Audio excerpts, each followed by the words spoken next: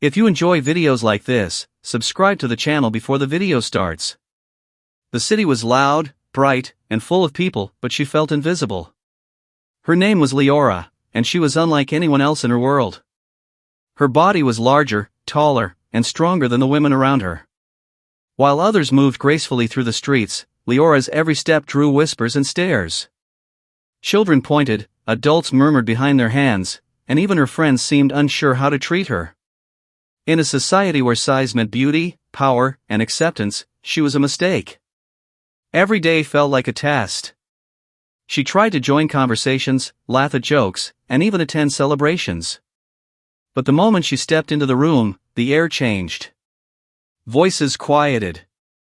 People shuffled away. Invitations vanished.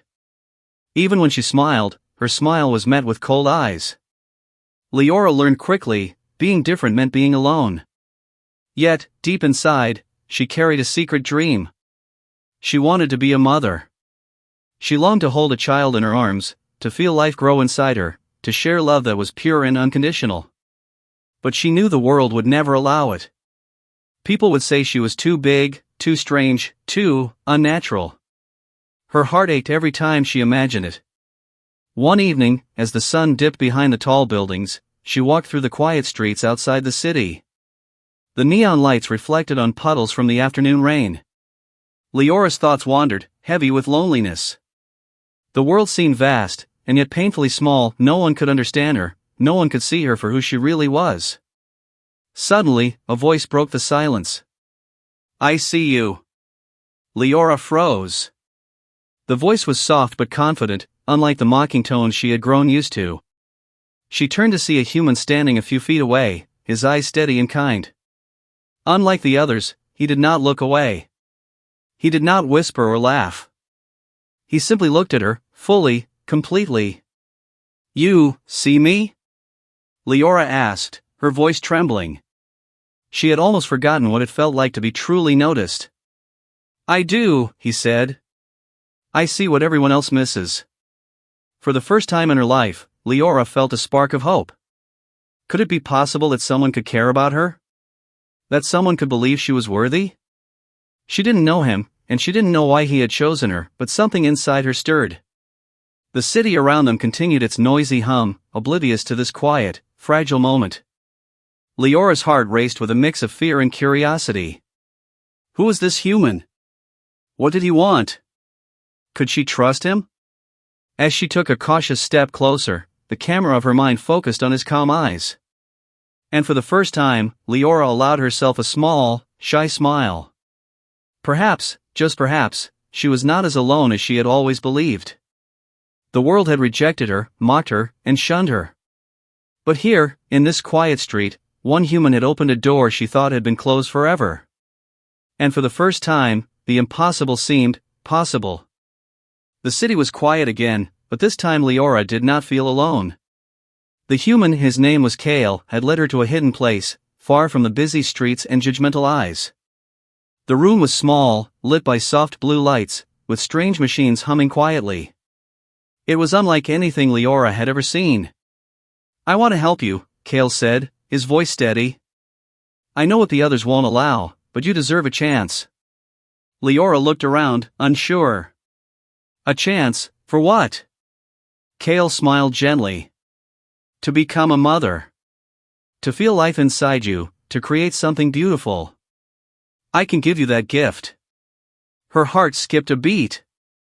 Could this really be possible? She had dreamed of motherhood for so long, yet it had always felt like a cruel joke.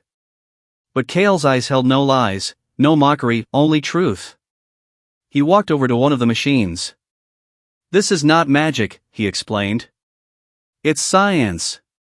Advanced science. It can help you carry a child safely, even when the world says you cannot." Leora's hands trembled.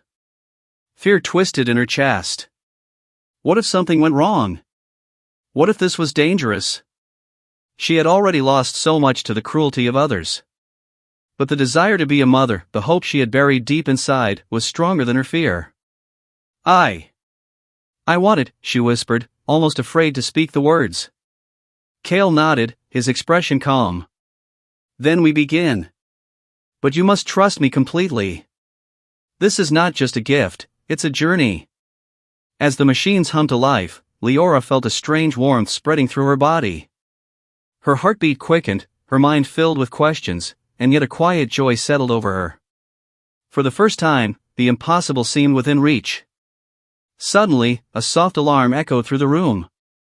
Red lights blinked on the walls. Kale's face tightened. "They found us," he said. "They know you've been here. They will try to stop us." Leora's stomach dropped. The world outside had always been her enemy, but now it was coming closer. She looked at Kale, and he gave her a small, reassuring nod. "We can't let them take this from you. Not now." Her fear mixed with determination. For the first time, she felt a power she had never known, not because of her size, but because of hope, courage, and the promise of life growing inside her. As the machines glowed brighter, Leora clenched her fists. The city had rejected her, society had shunned her, but she was about to defy them all. And in that quiet, humming room, one human's gift was about to change everything. The city outside had grown restless, its whispers sharper, its shadows darker. But inside the hidden chamber, Leora felt something she had never felt before: strength. The strange machines hummed softly around her, bathing her in a warm, gentle light. Life was stirring inside her, fragile and powerful all at once. Kale stood close, his hand brushing against hers. "You are stronger than they ever believed," he said.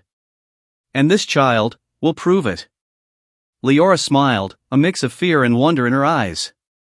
For so long, she had been rejected for her size, mocked for her differences. She had walked the streets alone, carrying dreams that felt impossible. Now, the impossible was real. She could feel it, tiny but undeniable, beating with her heartbeat. But danger was not gone. Alarms had stopped, but Kale's eyes never left the door. "They are watching," he warned. "They won't accept this, they'll try to take you, take the child." Leora's fists clenched, her body tense, yet her mind was calm. She had faced rejection her whole life. She had faced loneliness and ridicule. She would face them too. For the first time, she understood her true power, not the size they mocked, but the courage they could not touch. Days passed, each moment filled with anticipation and small victories. Leora felt the child growing, and with it, a new confidence bloomed inside her. She learned to trust herself, her body, and the gift Kale had given her. The world outside could sneer and doubt all it wanted, but it could not take what was forming within her. Finally, the day came. Leora stood tall, no longer afraid, as the machines guided her safely through the birth. Pain and hope intertwined, tears streamed down her face, but when she heard the first cry, all fear vanished.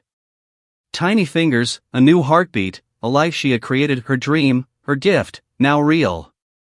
Kale looked at her with awe. "You did it," he whispered. Leora held her child close, her heart overflowing. For so long, society had shunned her, called her too big, too strange, too unworthy. But here she was a mother, survivor, triumphant. And in that moment, she realized something greater than acceptance: she had found herself. The city outside would never forget her now. Whispers turned to wonder, doubt to admiration. People who once ignored her could only stare as she walked past, her child in her arms, radiating a quiet, unstoppable power. They had shunned her for her size, but she had given life where no one else could. She had turned rejection into strength, loneliness into courage, and hope into reality. And in the quiet glow of the hidden chamber, Leora whispered softly to her child, "The world tried to hold us back, but we are stronger than they know."